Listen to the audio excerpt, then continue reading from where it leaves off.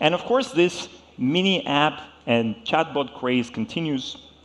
We have plenty of AI bots on Telegram, AI-powered bots. This is a new trend. And of course, Telegram is the most natural way to interact with AI, right? Because how do you interact with ChatGPTs and Groks and all these other services? Through a chat-based interface. What's the best messaging app platform in the world? It's Telegram. Which messaging platform has the most powerful chatbot API? It's Telegram. So it's only natural that we see more and more of this stuff going on. However, there's a problem. And the problem is, most of these services still depend on centralized AI services providers to give you the features that you need. And the centralized providers, they can collect your data, they can use your data to train the models, they can profile you, they can manipulate you, they can do all kinds of stuff in the future. And some of them are doing it today. We learned it and understood it very clearly a few months ago when we were planning to build an integration with a centralized AI provider. And we said, okay, wouldn't it be cool if our users would be able to summarize a document they received? Or, for example, if they could summarize the unread messages. And a lot of users voiced their concern, and they said, no, we don't want our private messages, we don't want our private documents to be uploaded somewhere to a third party that will be doing who knows what with this data. So we realized the world needs a decentralized approach to AI. A world where AI belongs not to corporations or governments, but to the people. That's why we rolled up our sleeves and started to work on something big in the intersection of blockchain, AI, and social media.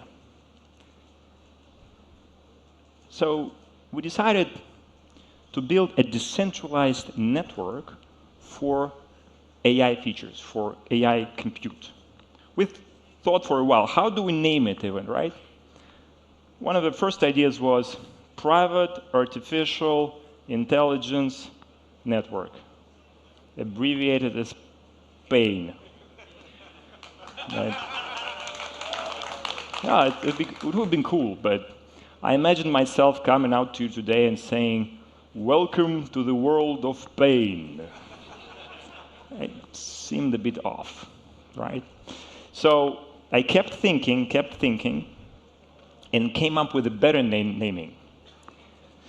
Or maybe worse, it's up to you to decide.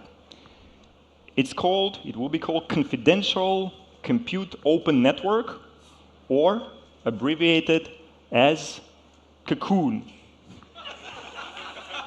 That's serious. That's serious. Are there many Russian speakers here among the audience? Okay. All right. Good. Good. We're going to have a good meme competition for this one. I'm even afraid to imagine how you guys would read Cocoon in Russian. Will it be Cocoon or Sassoon? I don't even want to think about it. So, but you're welcome. You're welcome. We're expecting the memes. The memes should keep coming.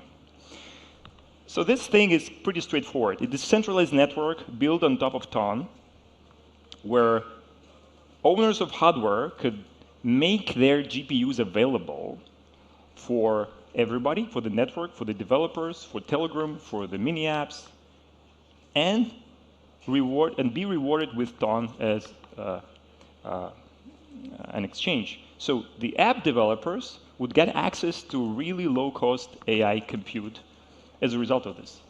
And this is great, because the whole thing will be transparent, it will be fully governed by free market dynamics, the price will fluctuate at every given moment, it will be the best price possible, as long as we get the critical mass of developers and of hardware providers, which something tells me we're about to get.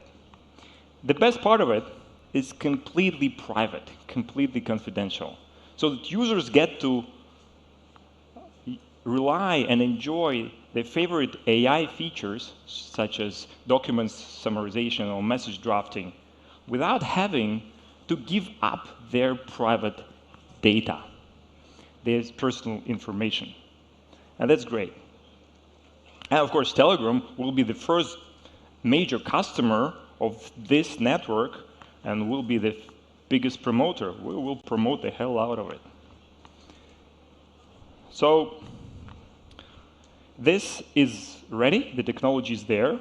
All we need is to accept some applications from hardware providers and from app developers, and then we launch.